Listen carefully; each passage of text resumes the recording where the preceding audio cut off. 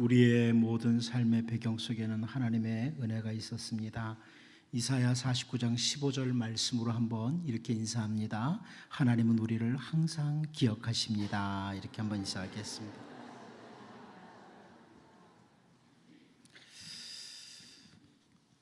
우리가 잘 아는 말씀 창세기 1장 31절 말씀을 보면 하나님이 지으신 그 모든 것을 보시니 보시기에 심히 좋았더라. 저녁이 되고 아침이 되니는 여섯째 날이니라. 이렇게 설명을 합니다. 하나님께서 엿새 동안 세상을 창조하셨는데 하나님이 만드신 그 세상은 사람의 시각 정도로 보는 것이 아니라 하나님의 시각으로 보시기에도 너무 좋았다. 이런 설명입니다. 사람의 눈으로 보는 정도가 아니라 하나님의 눈으로 보시기에도 하나님이 만드신 세상이 너무 좋으셨다. 그리고 창세기 2장 8절 9절 말씀을 보면 여호와 하나님이 동방의 에덴에 동산을 창설하시고 그 지으신 사람을 거기 두시니라. 여호와 하나님이 그 땅에 보기에 아름답고 먹기에 좋은 나무가 나게 하시니 동산 가운데에는 생명나무와 선악을 알게 하는 나무도 있더라. 우리 잘 아는 말씀이죠. 이런 말씀을 합니다. 그 성경 번역 가운데 70인역이라고 하는 셉투아진트라고 하는 그 헬라어 성경이 있어요. 그 성경에서는 여기 창세기 2장에 나오는 에덴이라는 단어, 우리가 잘 아는 에덴을 기쁨의 동산이라고 번역을 했습니다. 우리 그 성경 번역 중에 아주 권위 있는 번역이죠. 셉투아진트라고 하는 이 70인역에서 에덴이라는 이 에덴 동산을 기쁨의 동산 이렇게 번역을 했어요. 사실 이 에덴이라는 그 단어의 뜻은 하나님과 사람 사이에 깨어지지 않은 관계, 이것을 보여주는 단어예요. 하나님과 사람 사이에 그 관계가 깨어지지 않은 상태, 이런 것을 보여주는 단어가 에덴이에요. 또 이 에덴이라는 단어는 동시에 어떤 뜻을 담고 있냐면 비옥한 토지다, 이런 의미도 담고 있어요. 비옥한 땅이다. 그러니까 이 에덴이라는 말을 가만히 보면 하나님과 사람과의 관계가 깨어지지 않은 참 좋은 상태, 그러다 보니까 땅이 비옥하고 그곳에는 기쁨이 있다. 그래서 기쁨의 동산이다. 하나님과의 관계가 깨어지지 않은 곳이다. 혹은 비옥한 토지다. 이런 것들을 에덴이라는 단어가 담고 있다. 하나님께서는 그 에덴에요, 그 땅에 보기에도 참 아름다운, 눈으로 보기에도 참 아름답고 먹기에도 좋은 나무들이 막 자라도록 하셨어요. 그래서 열매들을 보면 참 아름답네, 이건 먹음직스럽다, 또 먹기에도 참 좋은 이런 열매들이 있었다는 거죠. 그런데 그렇게 심히 좋은 땅, 좋은 조건 속에서 아담과 하와가 하나님을 거역하고 죄에 빠집니다. 그 좋은 조건에서, 그 좋은 땅에서 충분히 하나님께서 아담과 하와를 포기하시고 다시 인간을 지으실 수 있어요. 하나님이 너희들 안 되겠다, 포기하시고 다시 인간을 지으실 수가 있어요. 그런데 하나님께서는 우리가 성경을 가만히 보면 범죄한 아담과 하와를 포기하지 않으십니다. 찾아오셔요. 포기하지 않으시는 하나님. 우리가 잘 아는 믿음의 조상 아브라함, 그 아브라함을 하나님께서 선택하시고 그 후손들 이삭과 야곱, 그리고 쭉 그 12형제들 해가지고 그 후손들을 선택하신 하나님은요, 그 이스라엘을 향해서도 동일하셨어요. 선지자 이사야가 그 선택받은 아브라함과 그 후손들에 대해서 뭐라고 표현하냐면 아주 기름진 산에, 이사야 5장 2절을 보면 기름진 산에 땅을 파서 돌을 제하고 극상품 포도나무를 심어도다. 그 중에 망대를 세웠고 또 그 안에 술틀을 파도다. 그리고서 좋은 포도 맺기를 바랐더니, 이렇게 설명을 해요. 하나님께서 이스라엘 정말 기름진 산에다가 다 포도원을 준비해서 좋은 포도를 심은 것과 같다. 그런데 선지자 이사야를 통한 지적이 뭐냐? 이스라엘 백성들이 들포도를 맺었다는 거예요. 조건이 너무너무 좋은데, 그런데 이들이 들포도를 맺었도다, 이렇게 설명을 합니다. 이스라엘 백성들에게 하나님께서 가장 좋은 것들을 공급해 주셨는데, 아브라함의 후손들에게요. 그런데 이들이 열매가 좋은 열매가 아니었다는 거예요. 그런데 하나님은 그들을 여전히 포기하지 않으십니다. 포기하지 않으시는 하나님. 우리는 모세를 통해서 주신 말씀 하나 잘 아는 것도 있습니다. 신명기 31장 6절 말씀이죠. 너희는 강하고 담대하라. 두려워하지 말라. 그들 앞에서 떨지 말라. 이는 네 하나님 여호와 그가 너와 함께 가시며 결코 너를 떠나지 아니하시며 버리지 아니하실 것입니다. 약속입니다. 계속 넘어지고 실패하고 범죄했던 그 이스라엘 백성들을 포기하지 않으시고, 내가 너희와 함께 가겠다, 내가 너희를 떠나지 않겠다, 내가 너희를 버리지 않겠다 약속을 주시죠. 함께 가시고 떠나지 않고 버리지 않는 하나님, 이게 모세를 통해서 선포된 하나님의 모습입니다. 아담과 하와 그리고 아브라함의 후손인 이스라엘 백성들, 이들만 하나님이 포기하지 않으시느냐? 그건 아닙니다. 우리 하나님은 우리를 포기하지 않으시는 하나님이다. 오늘 우리들을 향해서 주신 약속도 있어요. 히브리서 기자를 통해서 히브리서 13장 5절을 보면 그가 친히 말씀하시기를, 우리 주님이 우리를 향해서 하시는 말씀이에요. 내가 결코 너희를 버리지 아니하고 너희를 떠나지 아니하리라 하셨느니라. 여러분, 지난 한 주간 우리들 가운데 어떤 사람은 하나님을, 우리 주님을 한 번도 생각도 안 하고 너무 일에 치이고 바빠서 혹은 여러 가지 고민스러운 일들로 인해서 하나님 생각하지 않고 우리 주님 생각 못하고 살았을 수도 있어요. 그런데 그런 우리를 하나님은 포기하지 않으시는 하나님이다. 우리를 기억하시고 계셨다. 떠나지 않고 버리지 아니하시는 우리 주 예수님이시다. 이렇게 설명합니다. 여러분, 오늘 우리가 이렇게 예배의 자리에 있을 수 있는 것 자체가 우리를 포기하지 않으시는 하나님으로 인함입니다. 나를 포기하지 않으시는 하나님, 나를 포기하지 않으시는 하나님. 때로는 내가 곁길로 가고 잘못 살고 세상에 취해 있고, 그래도 나를 포기하지 않으시는 하나님. 세상 사람들은 나를 무시하고 멸시하고 아무것도 아니라고 여겨도 나를 포기하지 않으시는 하나님, 그 하나님이 우리 하나님이십니다.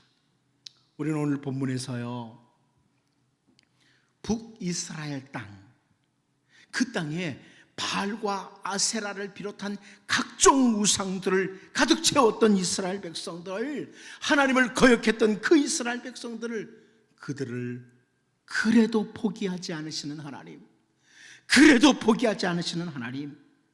아니, 제가 성경을 보다가 포기하지 않으시는 게 아니라 포기를 못하시는 하나님, 나를 포기 못하시는 하나님, 이 하나님을 발견합니다.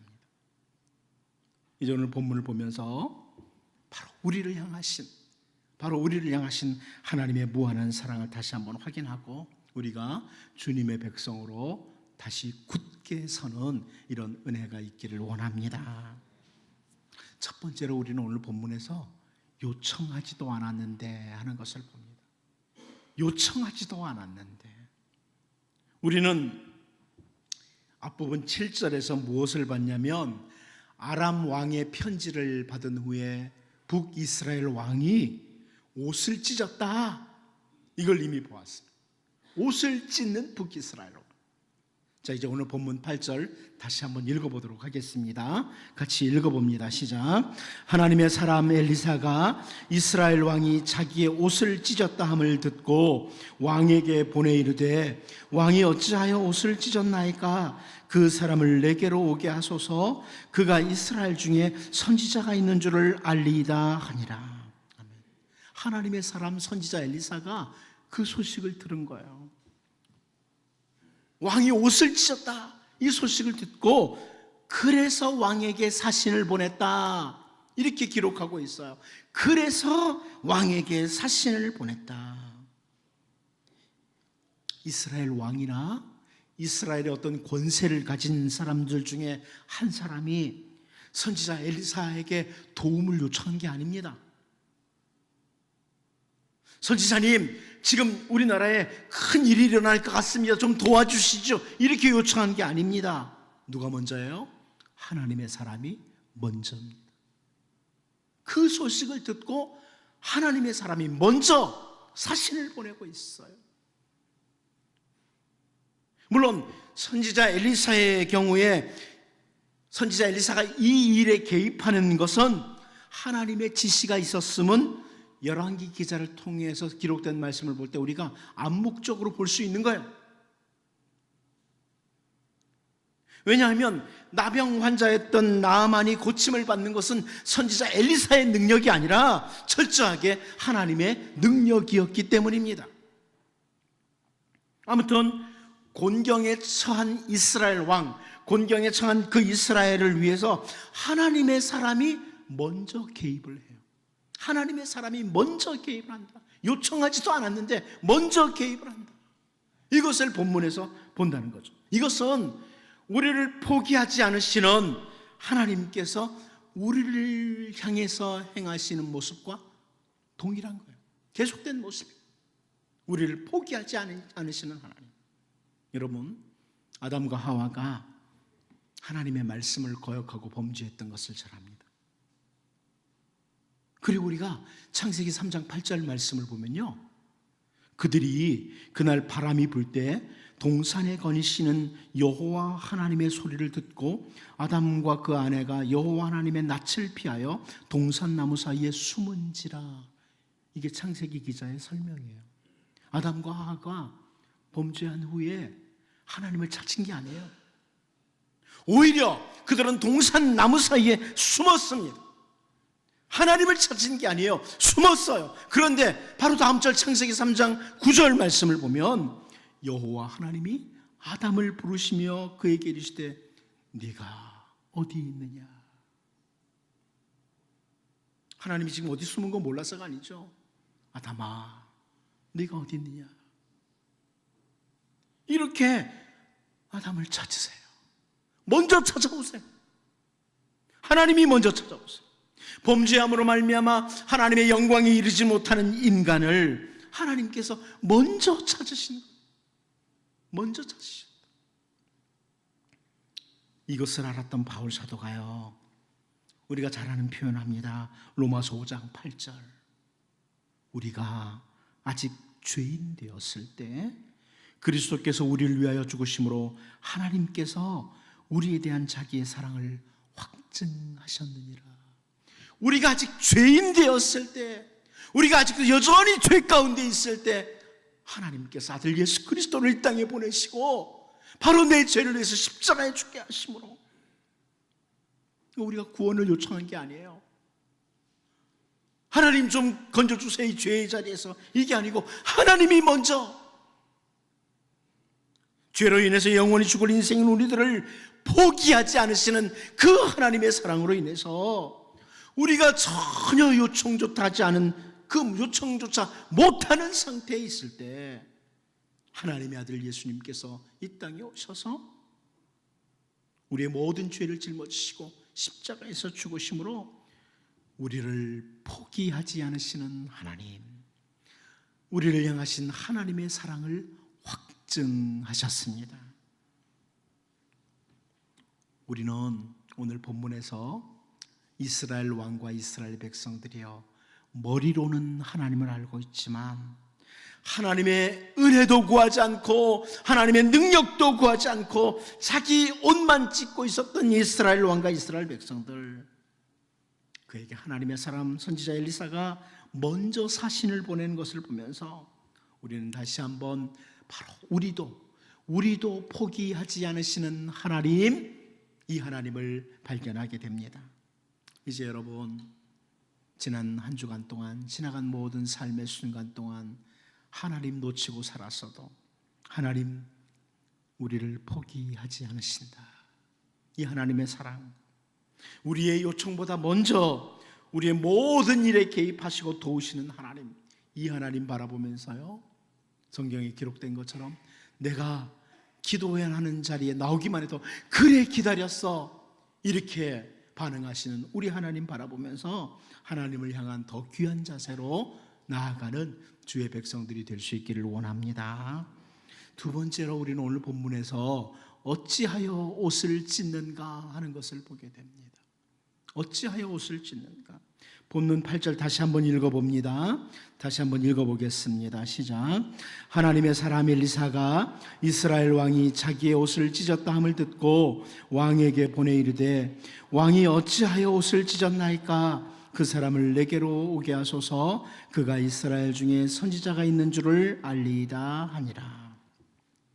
선지자 엘리사가 사람을 보내서 하는 말이 왕이 어찌하여 옷을 찢었나이까? 이렇게 말해요. 현대인의 성경에서 이렇게 번역해 줬습니다. 왕은 어째서 그처럼 걱정하십니까? 이렇게 번역했어요. 옷을 찢는 이유가 뭐냐 하는 것을 잘 보여주죠. 당시 이스라엘 백성들이 고대 중동 지방의 그 사람들이 옷을 찢을 때가 언제 찢냐면 극한 고통에 있을 때, 혹은 큰 근심 중에 있을 때 취하는 행동이 바로 옷을 찢는 행동이거든요.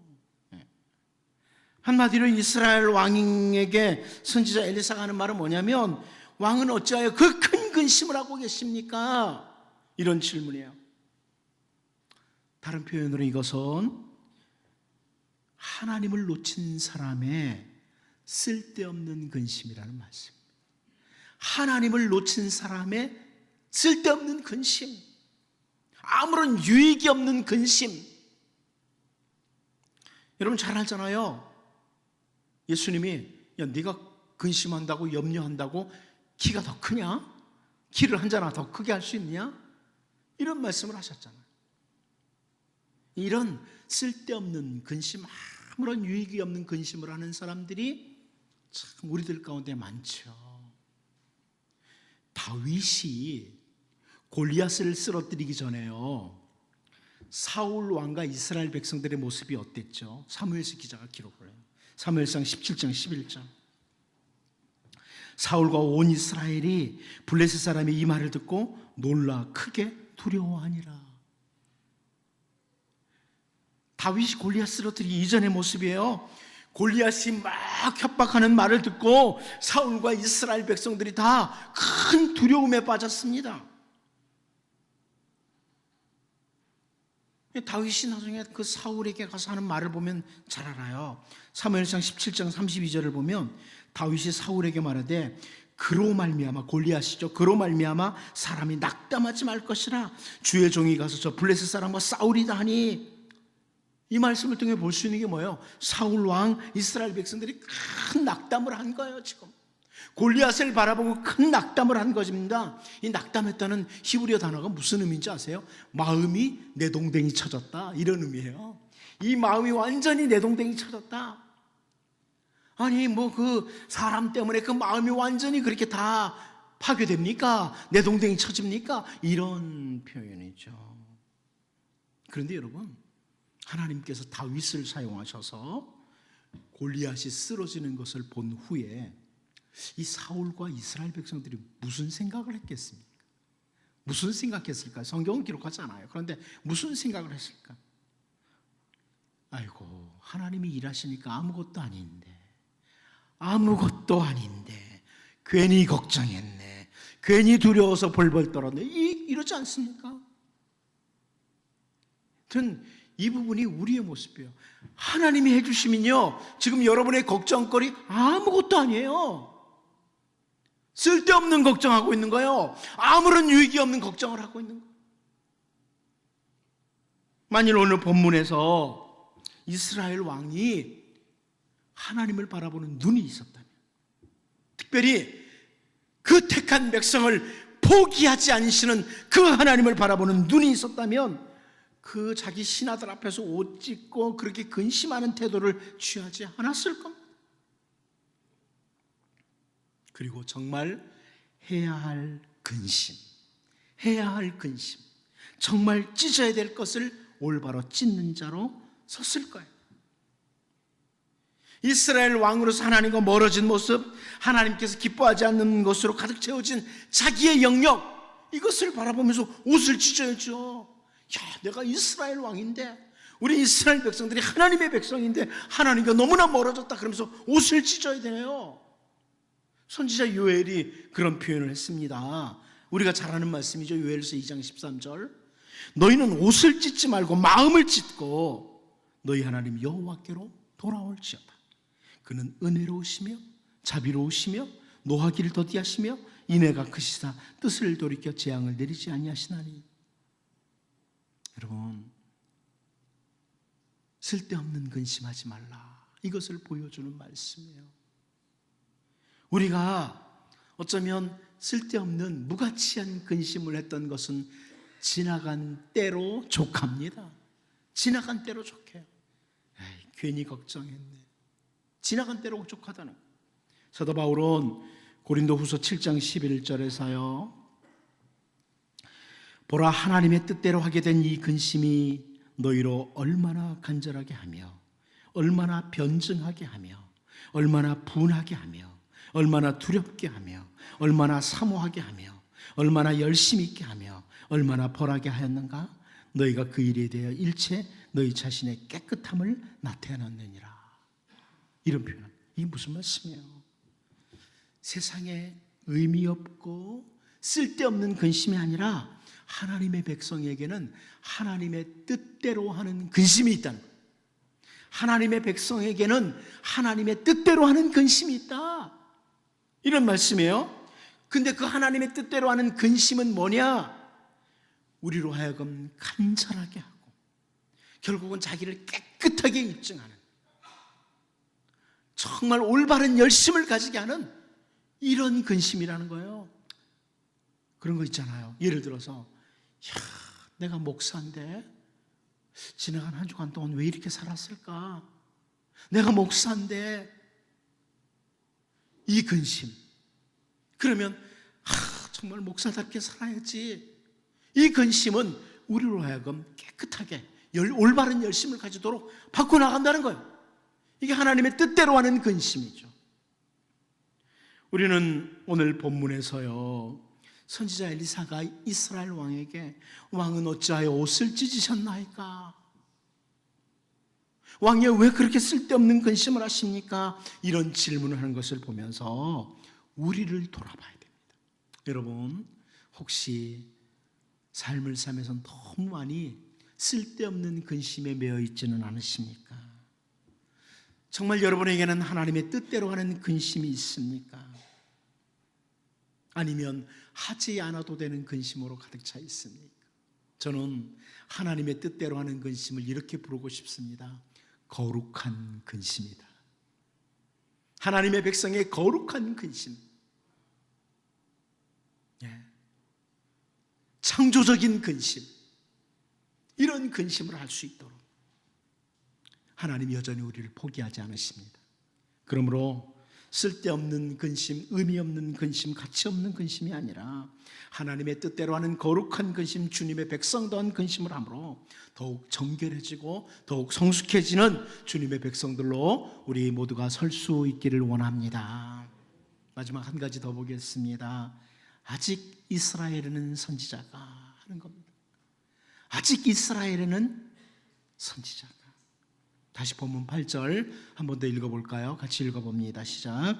하나님의 사람 엘리사가 이스라엘 왕이 자기의 옷을 찢었다 함을 듣고 왕에게 보내 이르되 왕이 어찌하여 옷을 찢었나이까? 그 사람을 내게로 오게 하소서. 그가 이스라엘 중에 선지자가 있는 줄을 알리이다 하니라. 아멘. 선지자 엘리사는 아람 왕의 편지를 가지고 왔던 그 사람, 아람의 군대 장관이지만 나병으로 고통을 했던 그 사람, 나아만이죠. 그를 자기에게 오도록 하라고 이렇게 합니다. 그리고 이어서 선지자 엘리사가 중요한 메시지를 하나 해요. 중요한 메시지를 선포합니다. 그가 이스라엘 중에 선지자가 있는 줄을 알리이다. 그가 이스라엘 중에 선지자가 있는 줄을 알리이다. 이게 지금 선지자 엘리사가 자기 드러내는 건가요? 그런 의미가 아니에요. 여기 알다라고 하는 단어는 깨닫다는 의미예요. 깨닫다라고 번역을 해도 괜찮은 이 야다라는 히브리 단어는요, 깨닫다라고 번역을 해도 괜찮은 단어입니다.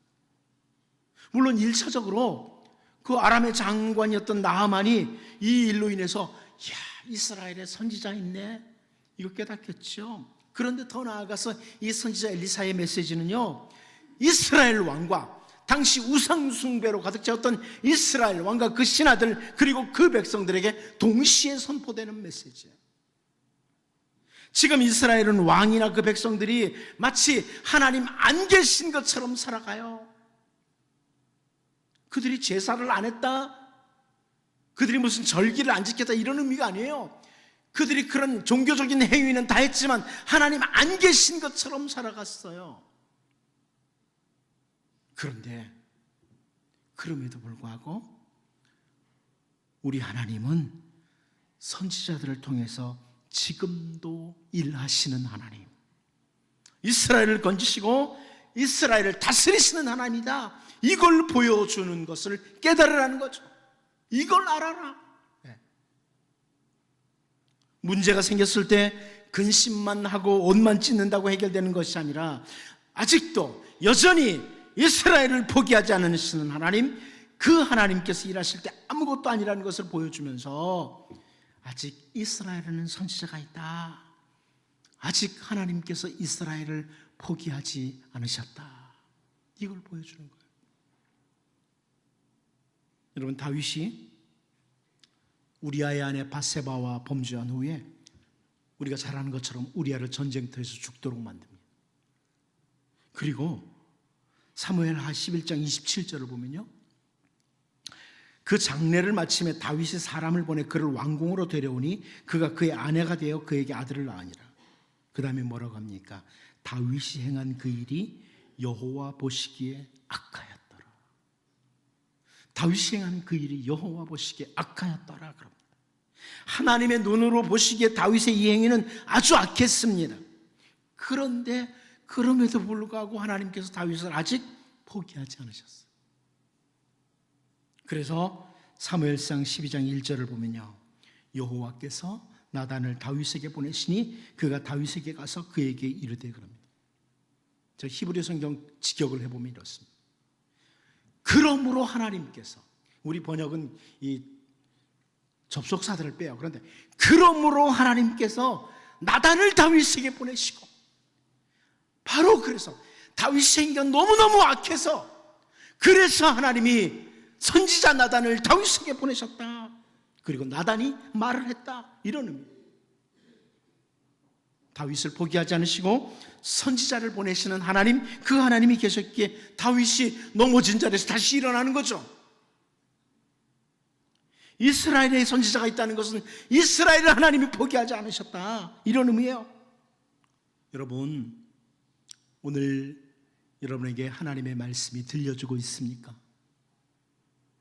성경을 읽을 때, 성경을 묵상할 때, 혹은 말씀 사역자가 설교를 할 때 하나님의 말씀이 들려오십니까? 그렇다면 하나님이 우리를 포기하지 않으셨다는 거예요. 하나님이 기대하신다는 거예요. 하나님이 여전히 기대하시기에, 포기하지 않으셨기에 말씀을 들려주시는 거예요. 선지자가 있도록 하신 것, 말씀을 들려주시는 거예요.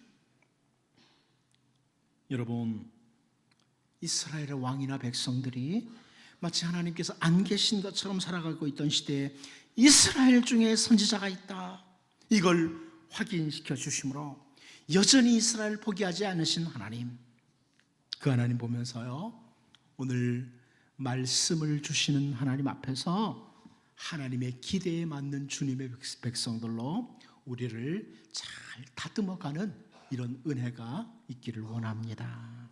기도하겠습니다. 하나님 아버지, 머리로는 하나님을 알고 있지만 하나님의 은혜도 구하지 않고 능력도 구하지 못하던, 자기 옷만 찢고 있던 이스라엘 왕이었는데 포기하지 않으시는 하나님, 먼저 사신을 보내는 오늘 말씀을 보면서 오늘도 우리를 포기하지 않으시는 하나님 바라보게 하시고, 쓸데없는 근심, 의미 없는 세상 근심이 아니라 하나님의 뜻대로 하는 근심과 함께 더욱 정결해지고 성숙해지게 도와주시옵시고, 이스라엘 중에 선지자가 있다고 하신 것처럼 오늘도 말씀 들려주시는 하나님께서 기대하시는 그 기대에 맞게 주님의 백성으로 우리를 잘 다듬어 갈 수 있도록 도와주옵소서. 예수님의 이름으로 기도하옵나이다. 아멘. 우리 찬송가 88장으로 찬양하겠습니다.